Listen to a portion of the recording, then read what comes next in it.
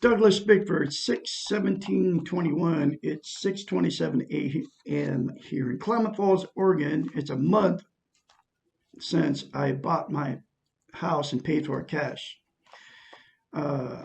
in Klamath Falls, Oregon. And I was blessed because I got out of a toxic relationship.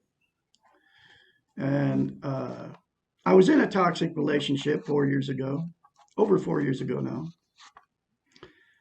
Because I had no self-esteem, absolutely zip. And the reason for that was, and I'm 65, so I went my whole life up till about 8 months ago, having no self-esteem, self-love. That's what self-esteem is. And the reason I got in a toxic marriage, which was my fourth, and the reason I've been married 4 times, and the reason I've been relationship jumping my whole life, okay, up till 8 months ago, or probably 7 months ago, is because I had no self-esteem. And the reason for that is I was molested by my father as a child, along with 4 other sisters and 1 brother.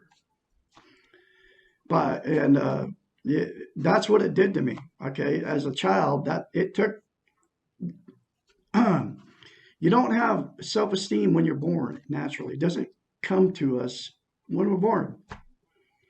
And we're not born bad like all the religions say. We're born with goodness, okay?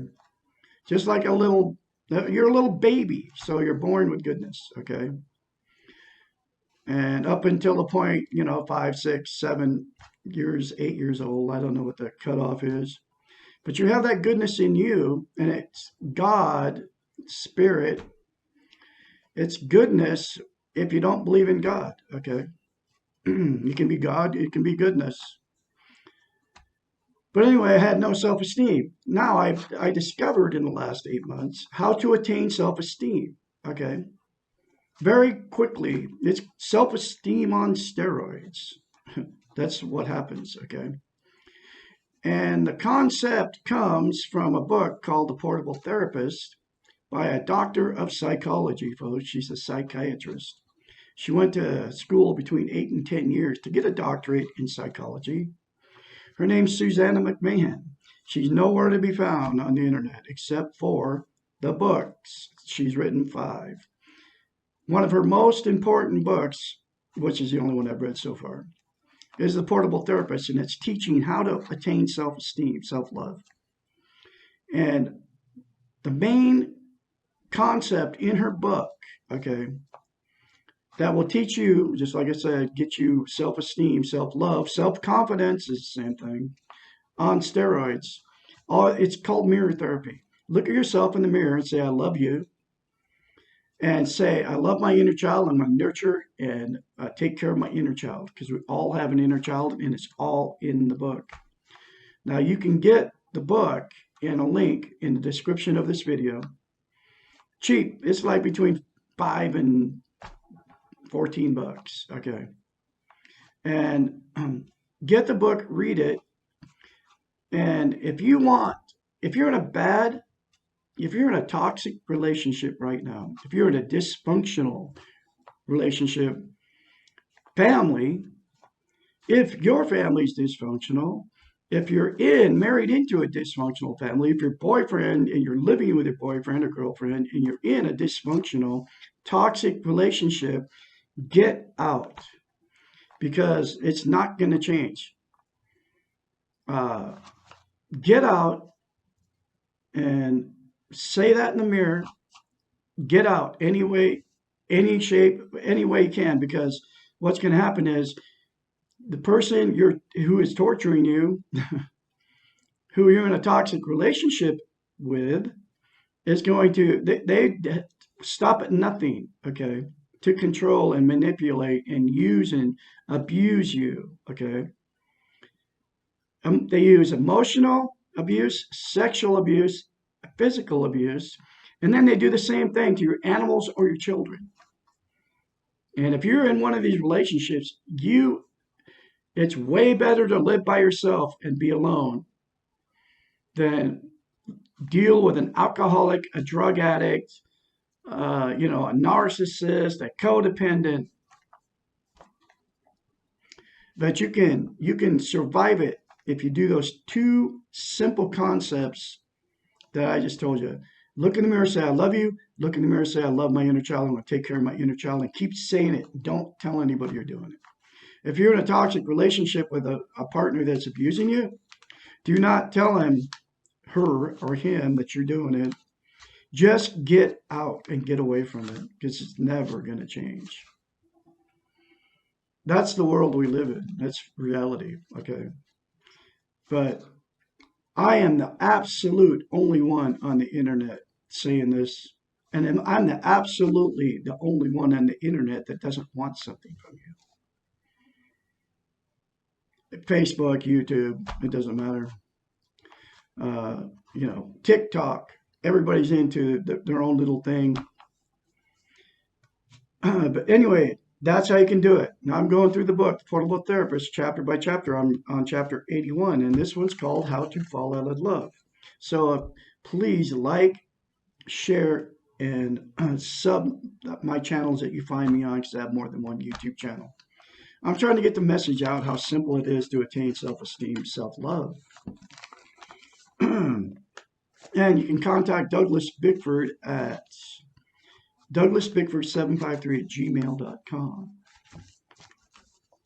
Okay, here we go. Chapter 81. This was actually the first chapter I read when I got out of my toxic relationship on November 1st, 2nd, 2020, and the day will go down in one of my life-changing moments, because now because of that one simple concept of mirror therapy and saying those two things in the mirror, I am full of self-love, self-esteem. Okay. Now, and that's why I'm on YouTube teaching it, because nobody's teaching it. How can I fall out of love? We have left a relationship, but we are still in love with our partner, or we have been rejected by someone we love. How do we get over this relationship? Most of us have experienced being in love with someone who does not love us. Most of us know what it is to be unable to have a relationship with the person we love. And she talks about we and us. Okay, so obviously she went through everything she's talking about here. So she was with somebody she didn't love, or didn't love her, okay, because of her low self-esteem. And I don't know when she got self-esteem. She taught herself because she's a psychiatrist, and that's what her doctorate is in. I don't know if she's still around or what. I don't even know if she's still alive. I think she wrote this book in the late 80s. We know how incredibly painful it is not to be able to love and be loved. We cannot believe that anyone else has ever felt so much pain and still survived. We cannot imagine what it will feel like to be out of this pain and stop loving the other person. You all know what I'm talking about. That pain is terrible. I'm after 8 months, I'm finally starting to recover from the pain of it. The pain is less and less, okay? Because I was totally like in love with her.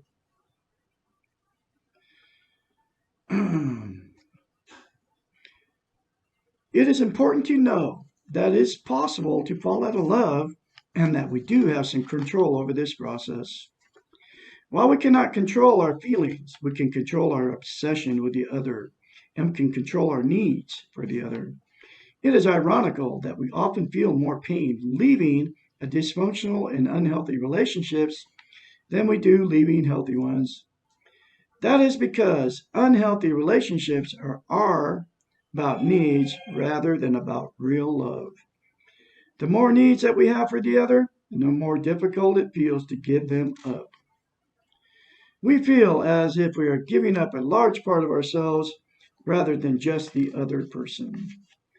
This kind of relationship is called a symbiotic relationship because we cannot tell where we end and the other begins. It is as if we have been glued to the other person, and now that we are unglued, we no longer feel complete. Being out of this type of relationship is a blessing in disguise because now we will be forced to glue ourselves back together and perceive ourselves as separate from others, complete and whole and independent. We do not need to thwart this process by glomming on to the next person who comes along, or we will only be delaying our self-unification and adding more pain to your life, to our lives. Now, I'm going to read that again because if you leave that dysfunctional relationship with whoever it might be, don't jump right back in. You got to get self-esteem, self-love before you can have a healthy relationship. Because what will happen is you'll jump right back in and the same thing will happen that just happened in that relationship. I've done it every time I've jumped into a relationship. It always ended up bad. 4 marriages, that was the way it was. I jumped right in. The first one, I jumped right in with another one, married her, like after, I don't know, a month. Like I was married within a month after divorcing the one I was with. Okay. And that thing was a freaking disaster. Okay. That lasted like it was like terrible. Okay. Because I couldn't be alone. I couldn't go through the pain. Okay. Of the breakup with my marriage, which I was married 16 years to this woman.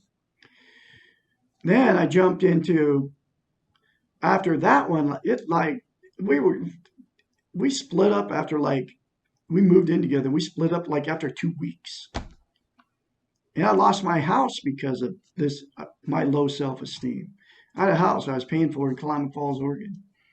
I mean, if my payments were only $500 a month, I would have had it paid off in 2009 or something. It was on a 20-year contract, owner contract, out by the lake in Klamath Falls, Oregon. And I lost that house because of my low self-esteem getting into that marriage. Because I couldn't be alone. Anyway, the woman lives in this town still. She works at Quinoa Restaurant as a bartender.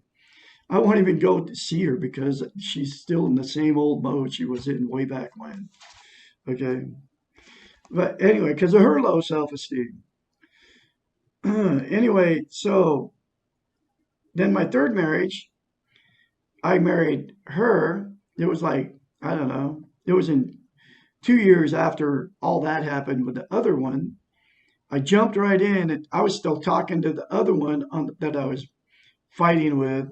We were married and I was fighting with her on the phone. And then I met this other one she was a waitress at a truck stop here in Klamath Falls. I met her, and as soon as the divorce was done, I married her like, I don't know, that was the longest one I've ever waited. I married her like 5 months later or something. Well, I met her February of 97. I married her in November or like October maybe of 97, maybe September of 97 in Vegas. So whatever that is, 6 months, 5 months, I don't know. Anyway, that was my third marriage. And then I got another relationship after I was in a relationship, and so we lasted 10 years to 2008. Then I lasted with her, and then October of 2008 we got divorced, right, in Portland, Oregon, and and then I was devastated. But I had already met a woman on on the internet. Her name was Donna on Craig on I met her on YouTube because I was making conspiracy theory videos, right? All that big waste of time, right? 9/11, chemtrails, and all of it, the wars in Afghanistan and Iraq, and blah blah blah. I was involved in all that, and anyway, met this woman named Donna, and we were together 7 years or something, from 2008 all the way up to 2000, the end of 2016. Okay, I mean, but we were a long distance relationship. But that was like we were fighting like crazy, even long distance, and we never even moved in together. Okay, she would call me names, and I'd try to break up with her, couldn't break up with her, and then she threatened me, and blah blah blah. I just went back and forth for quite a while, actually. And then 2016, I finally ended up breaking up with her, long distance. I mean, like the end of December or something, 2016. And then boom, right back at it, May of 2017, looking for another woman on Craigslist. I never married that Donna woman. So single guy, and then put an ad on Craigslist in May. And sure enough, here comes my next failed marriage, which lasted 3.5 years. And that's the toxic relationship I just got out of. But the reason I'm saying all this is because that's exactly what happens if you don't, because I never had got self-esteem in between all of them. I just jumped right back in a relationship with another person, and the same thing happened over and over and over again. Okay. But this time, this was the first chapter I read out of this book. When I found it, I believe the creator put it in a box at my son's house, who was also with an alcoholic, explosive relationship, his low self esteem. It was in a box. That was the first place I landed with my RV and an old our trailer, Prowler 87. Both of them were Dodge 87 van and a old 1987 Prowler trailer to pull behind. I ended up in his driveway, and then I found this book in a box. Buried at the bottom, I was looking for a freaking coffee cup. So here I am today teaching self esteem.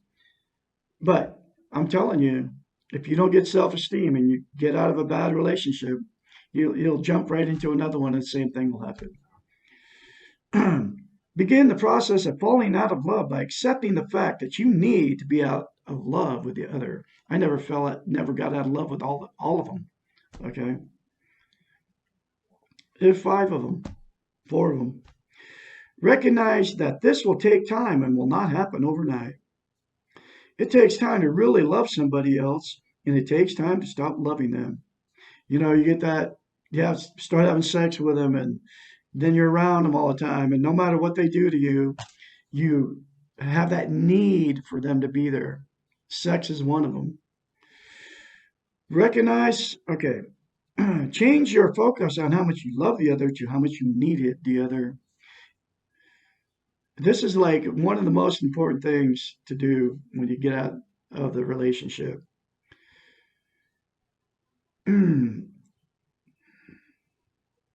If you needed the other to feel love, practice loving yourself. And that's what I love you in the mirror, and I will take care of my inner child will do for you. Act as if you love yourself and engage in loving activities towards yourself. If you needed the sex, masturbate. It's very huge for a man. Okay. Masturbate to alleviate the sex drive, because we all have it and there's nothing you can do about it. That's reality. Masturbate, okay? Then you won't be jumping in another relationship with another woman. And then don't fantasize about that woman. Go fantasize about somebody else, okay? But Don't go jump in another relationship just to have sex with somebody.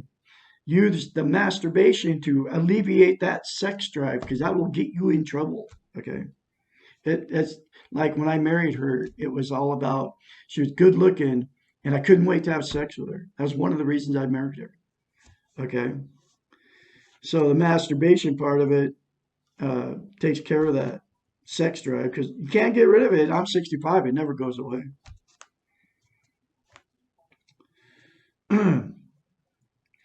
If you needed sex, masturbate and fantasize about others, not the loved one. If you needed, and this comes from a woman, so she did the same thing. If you needed the touch, get a massage or a facial or ask your friends and family for lots of hugs.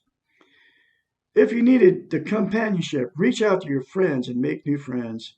Extend yourself and begin new hobbies and activities.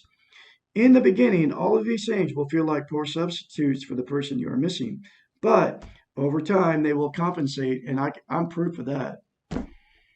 I play piano. I started working on my piano and guitar and all that, and it started compensating for missing her. Allow yourself to grieve and give yourself permission to really grieve for a certain amount of time every day. Set aside a grieving hour and hurt like hell for that hour, and then force yourself to stop by getting involved in something else.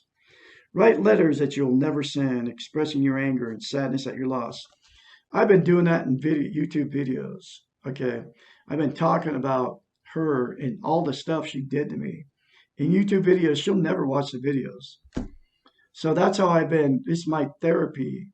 This is not only trying to help you, I'm also, it's my therapy to do this. Okay.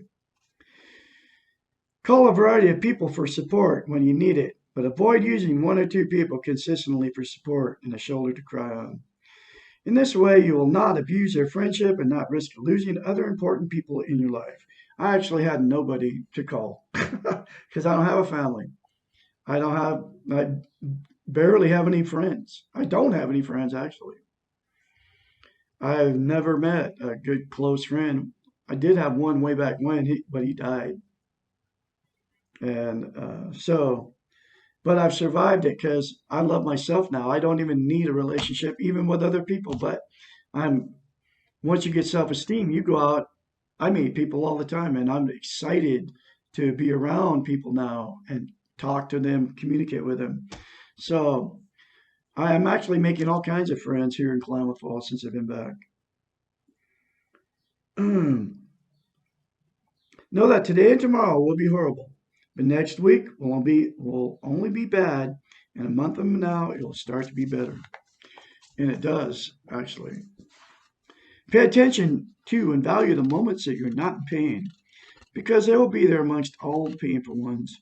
In this way, you will have less tendency to get stuck in the pain. Focus on anything positive that is happening to you. Sometimes we lose excess weight or need to sleep less or have more energy. And use these positives to work for you. You might as well be miserable and doing something rather than being miserable and doing nothing. And above all, do not mask the pain or deny it by engaging in destructive behaviors, drugs, alcohol. And this is very important. Never mask your pain because masked pain never leaves. Okay. Do not mask your pain or deny it by engaging in destructive behaviors, drugs, alcohol, sex, overeating, life-threatening risk. Masked pain or pain that is not dealt with does not leave.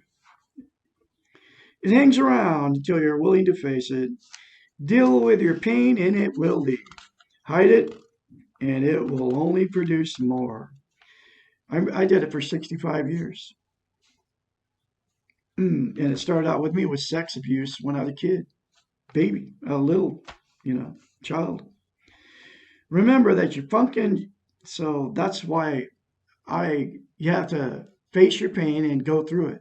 I've been facing 8 months, or ever since I started reading this book, 7 months I've been dealing with facing the pain of my childhood, all the pain that I've received in my 65 years.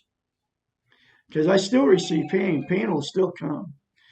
And that's how you deal with it. You accept it as it comes, and because there'll always be pain. Life's full of pain. Life's full of fear too. And you got to face your fears. You got to face your pain. Remember that you function before you fell in love, and that you will function again after you fall out of love. It may help to reverse the falling in love process. Conceptualize falling in love with the person as walking up a set of stairs. When we fall in love, we tend to overlook or disregard the things we do not like about the other. It is as if each time we walk up a stair, we throw something we do not like over the railing, so that when we reach the top, being in love, we have thrown off all the negative traits and behaviors of the other. You know what I'm talking about. You, I mean, she had all kinds of red flags going in. This woman I married, no checking account, living with mom and dad at 56 years old. Uh,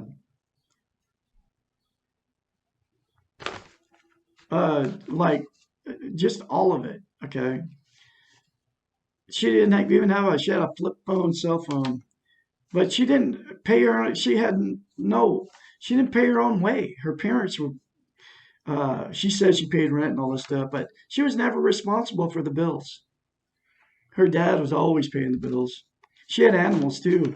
She had no business having animals. If you have animals and you can't take, I mean, she had big animals. I'm talking about a horse and a donkey and goats that need to be fed constantly, and hay is very expensive. But anyway, that's what she was. And she had a 2007, 6 GMC or something. It had been beat up, had a lot of miles on it. But, I mean, she didn't have her own way to make it, and she had no self-esteem, so she couldn't make it. Always had to live with mom and dad, and she's living with mom again right now. And because she never kept a job her whole life to have any kind of social security coming in, not enough to support you. I think she was going to get like $300 a month. Okay, when she retired at 62. So but anyway, that's all I've let go in love. You have to let go in love and all that stuff, which I've done.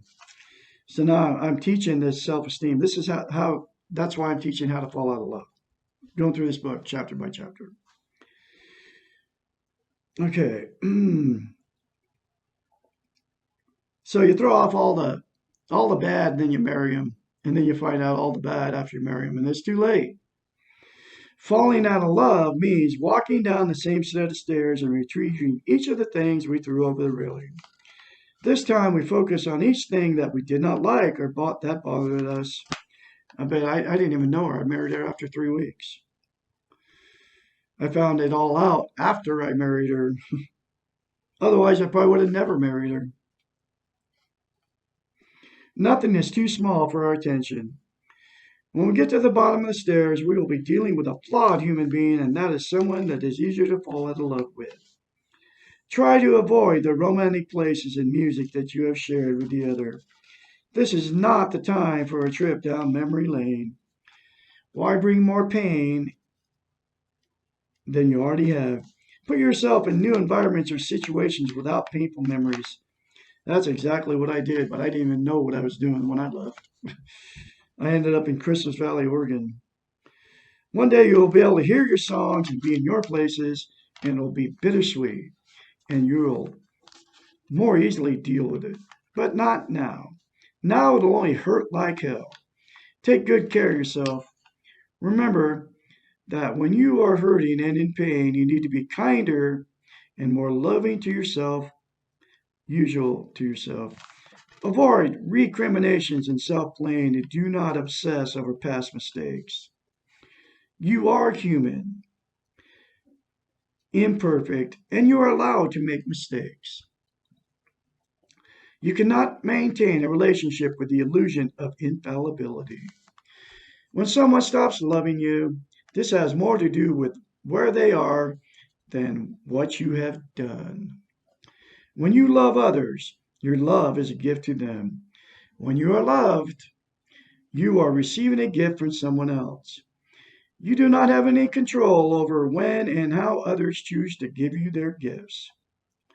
You cannot demand or expect these gifts because they are no longer gifts. You can only expect a gift of being loved from yourself. When someone stops loving you, love yourself more.